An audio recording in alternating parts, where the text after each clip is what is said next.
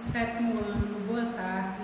Espero que vocês estejam todos bem, que estejam se cuidando, né? A pandemia está aí, infelizmente os casos têm crescido muito na nossa cidade, então vamos manter todos os cuidados. Hoje nós vamos usar o nosso livro didático e vamos acompanhar na página 62 o percurso 7, que fala sobre a população, o trabalho de mulheres, de crianças e idosos no Brasil. A questão da economia, ela se divide em setores. Nós temos o chamado setor primário, que é o que engloba as atividades como a agricultura, como pecuária, como a pesca.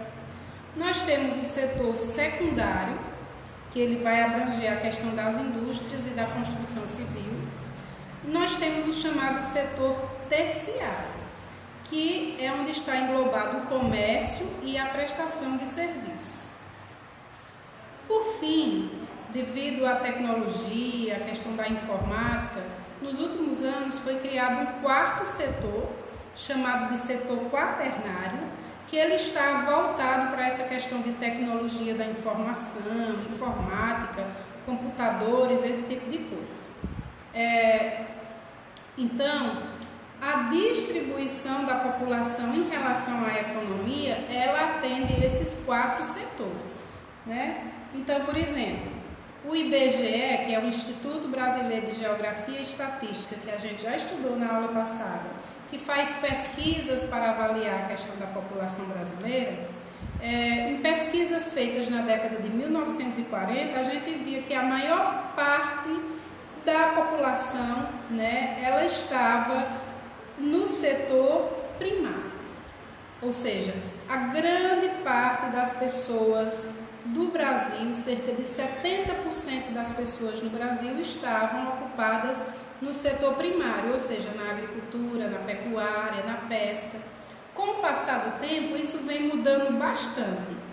Aí na página 63, vocês vão ver que as pesquisas de 2015, eles já dizem que hoje no Brasil, cerca de 21% das pessoas se dedicam ao setor secundário, que é aquele da construção civil e da indústria, 64% se dedica à questão do setor terciário, que é aquele do comércio e da prestação de serviço, e apenas 13% está no setor primário, que é da agricultura, da pecuária e da pesca.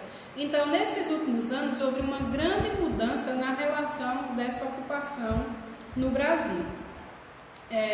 Tem até um gráfico aí na página que vocês podem acompanhar. Vejam, essa linhazinha verde é o setor primário, né? Esse setor primário, em 1940, cerca de 70% das pessoas estavam ocupadas nesse setor. Depois ele vem caindo para 60%, 50%, 40%, hoje apenas 13%. Já o setor secundário, que é o do comércio, ele vem de um crescimento. E o setor terciário, que é o setor o setor secundário é o setor da indústria e da construção civil. O setor terciário, que é o setor do comércio, da prestação de serviço, é essa linha laranja que vocês podem ver aí, que ela vai crescendo exponencialmente no decorrer dos anos. Aí no ponto 2, a gente vai falar sobre a questão das mulheres e da desigualdade no mercado de trabalho. A questão das mulheres no mercado de trabalho mudou bastante, porque nas últimas décadas, as mulheres, elas vêm crescendo muito a presença delas na questão dos setores trabalhistas. Se a gente vê nos anos passados, havia uma participação menor da mulher, as mulheres ficavam mais em casa e hoje as mulheres elas saem para a rua para trabalhar, né? Só que mesmo a mulher saindo para trabalhar, ela continua acumulando as funções domésticas.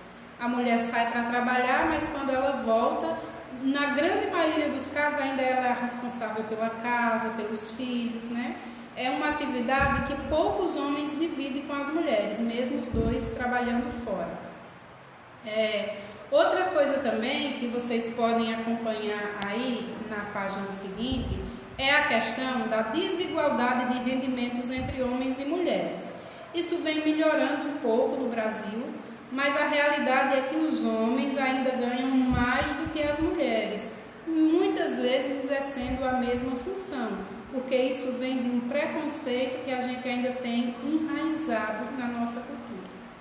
Outra questão que mudou bastante. Há algumas décadas atrás, a grande maioria dos chefes de família eram homens, e hoje a gente pode ver que isso mudou bastante e que muitas mulheres já são as chefes das famílias.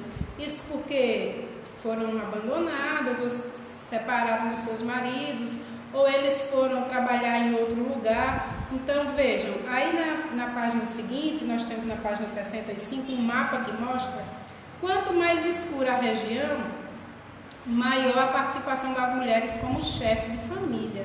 Então assim, vejamos por exemplo, aqui no Ceará mesmo, cerca de 30% das casas, dos domicílios são chefiados por mulheres, né? Então é um número considerável.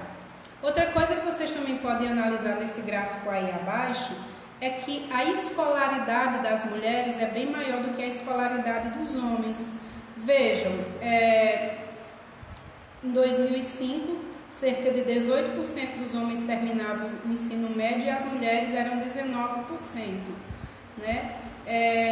E agora, no ano de 2015, por exemplo, apenas 11% dos homens concluem o ensino superior, contra 15% de mulheres. Então, as mulheres no Brasil, de forma geral, elas têm melhor escolaridade que os homens.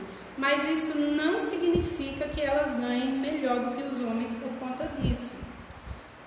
Outra realidade também é a questão do trabalho infantil no Brasil. Apesar de ser proibido pela Constituição Federal, né, as crianças só é permitido que as crianças trabalhem a partir dos 14 anos, mas na condição de aprendiz e não de empregado.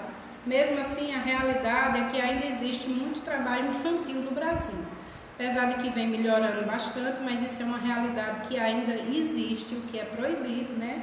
As crianças são protegidas por lei contra o trabalho infantil, contra a exploração.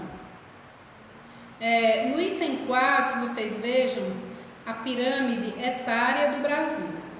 Nessa primeira amostra aí, vocês vejam que as pessoas, à medida que elas iam envelhecendo, a população ia ficando menor, ou seja, elas iam morrendo. Hoje, a pirâmide brasileira é bem diferente. Mesmo as pessoas acima de 60 anos, elas têm vivido muito mais, né? E o que é que a gente vê? Que lá embaixo, que é de 0 a 4 anos, que é os nascimentos, a gente vê que esses nascimentos têm diminuído.